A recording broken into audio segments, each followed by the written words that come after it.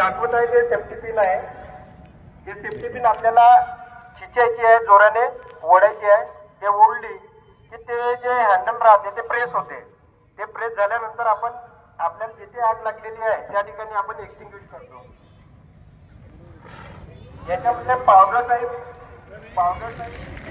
प्राथमिक स्वरूपाची जी आग असते लागलेली ते आपण त्या पद्धतीने यूज करून जसं आता डायरेक्ट आपल्याला उचलली असते तर आपण चेक करू. जसं आपण चेक दाखवलेला आहे. जर आता आपल्याला म्हणजे आग अशा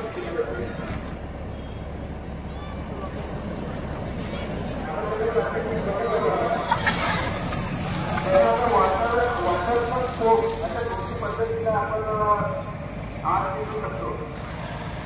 हे बघा या पद्धतीने